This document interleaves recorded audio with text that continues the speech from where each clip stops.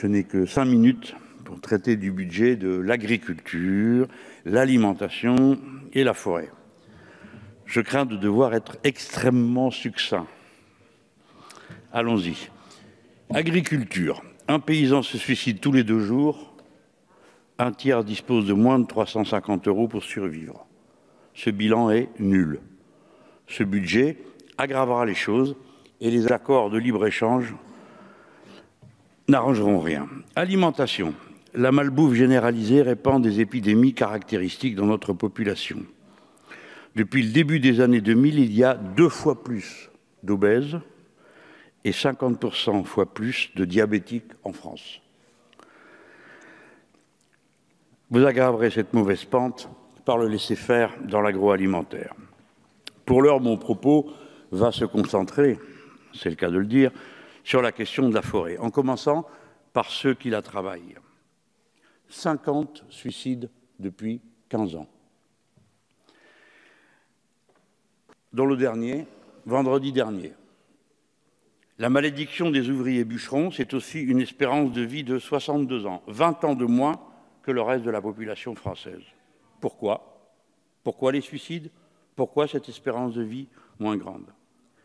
La réponse est que les êtres humains ne s'adaptent pas mieux que les bois, les forêts, à l'argent roi. L'argent, ici encore, est en train de tout pourrir, tout détruire. La forêt est fille du temps long, mais elle est actuellement sous la dictature du temps dominant, celui des cycles courts, du capital financier. La recherche de la rentabilité impose une technique aberrante. On plante sur des hectares entiers, en plaine ou en montagne, des résineux, tous de la même espèce, et 30 ans plus tard, on coupe à ras. La première conséquence de ce productivisme forestier est une incroyable perte de biodiversité.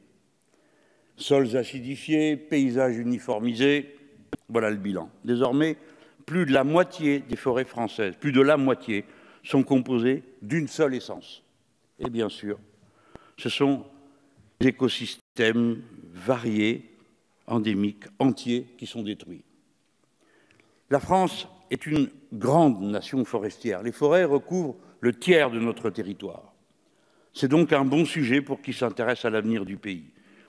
Ma collègue et coprésidente Mathilde Panot a lancé une commission d'enquête citoyenne sur le sujet. Il visite les forêts en tout lieu du pays, on rencontre tous ceux qui, par leur lutte ou leur travail, savent ce qu'il conviendrait de faire dans ce domaine. Ils savent, nous savons que faire.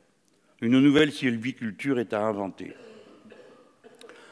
Cette sylviculture, celle de la gestion durable des forêts, de la diversité des essences, des paysages de feuillus, des machines qui permettent de les traiter, du temps long et des circuits courts.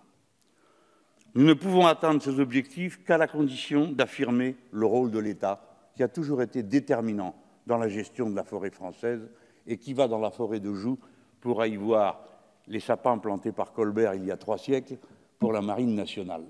Ce n'est pas d'aujourd'hui que, sans l'organisateur suprême, rien ne va. Il faut donc reconstruire l'Office national des forêts, détruit après 30 ans de saccage néolibéral. Il a perdu 40% de ses effectifs. Peut-on nous dire pourquoi? Cet office doit redevenir le fleuron public de la nation pour gérer la forêt comme une forêt et pas comme une rente. Nous avons la 3e forêt européenne. Alors comment se fait-il que nous importons 4 fois plus de meubles en bois que nous en exportons? Le bois en France est envoyé dans les usines en Chine, assemblé avant de revenir en Europe. À quoi rime un tel circuit? N'a-t-on pas les moyens de transformer nous-mêmes le bois des forêts françaises? La forêt est une filière d'avenir à condition de relocaliser. Pourtant, le nombre de scieries présentes sur le territoire national a été divisé par 10 depuis les années 60. Un mot pour finir sur la forêt d'Amazonie française. Le projet Montagne d'Or annonce son saccage.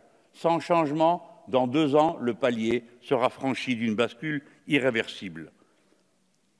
Sa disparition sera engagée. Sans elle, ce sont des centaines de millions de tonnes de dioxyde de carbone relâchées, des milliers d'espèces qui disparaîtront.